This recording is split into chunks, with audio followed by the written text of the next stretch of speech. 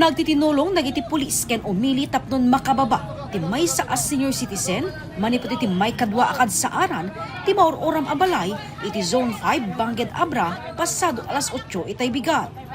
Imunan iti daytoy, naalarma dagiti empleyado ti Solid North Party List, gapo iti nakita da, anang ngisit ngasok ang nagtawd iti kaabay abalay. Ket kay lahat-latan nga adda nakita mi nga nangisit nga asok nga gabunga ro ditoy banger so nga dagos mo dagiti kakadwa mi toy opisina iti napan nang ipakaammo kadagiti agnanaed iti dayta nga balay.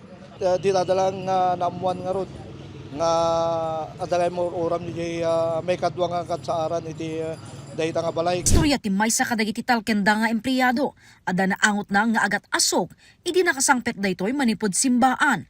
Ngem inpapan na ang nagtawd daytoy iti kusina, ano sa dino manarimaan nga glutluto, dagiti kakadwana.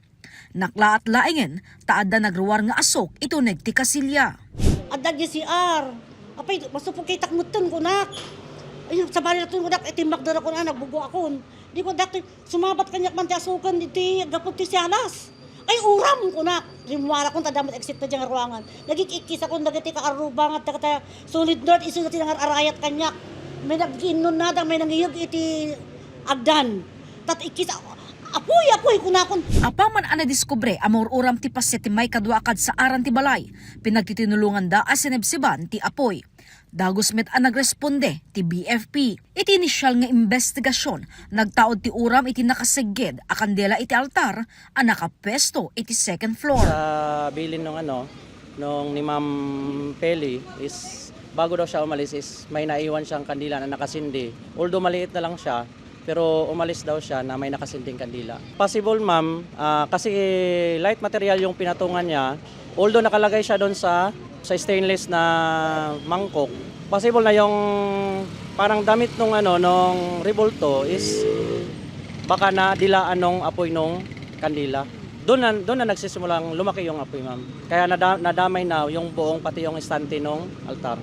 Umabot sa bubida ma'am kasi halos naka-close lahat ng bintana sa loob. Then, lumaki na yung unti-unti nang kinakain ng apoy yung dito sa baba, which is light materials, may mga libro pa. Then, although isang kandila lang yung sinindihan niya, pero yung sa second layer at saka lower layer nung estante, may mga naka-impact din na ibang kandila. So, which is isa din yun na nagdagdag nung ng apoy at saka yung may mga libro pa at saka may mga nakasampay sa yung dinilaan ng apoy. Ang direction po talaga kasi ng apoy is pataas.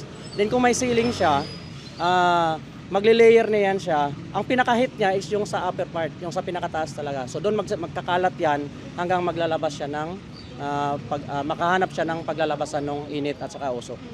Nadamay po yung electrical wiring sa taas. May certain part lang ma'am na nadamay pero hindi siya nagkaroon ng direct ng claim. Init lang yung nakadamisan ng electrical. Sumagmamonumet kadagiti gamit dati balay ti nauram. Naideklara a far out kalpasan ti 10 a minutos. Mapatapat ta at 12,000 pesos ti balor dagiti nauram. Dakkelmet ayaman ni Felicidad nga awan ti nasugatan iti insidente ken ti alisto at tulong dagiti karubana. Nagpapaarayat takita nung nga dagay taga Solid North, dita isudat ng arayat kanyami.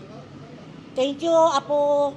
Nakabsat ko taga Solid North, kasi kayo tinong kakayak, nagkukwada pa yung BFP. Fire Prevention Month iti bulan ti Marso, ken kanayon ti palagip ti BFP tapno saanen a maulit ti kaasping nga insidente. Iiwasan talaga natin yung mag-iwan ng, kahit makunti na lang siya na kandila, pwedeng possible. So bago tayo talaga umalis ng bahay is kahit pamaliit na lang siya, patayin natin. Or kung hindi man natin papatayin, hintayin nating mawala yung apoy niya mismo, yung pinaka-apoy.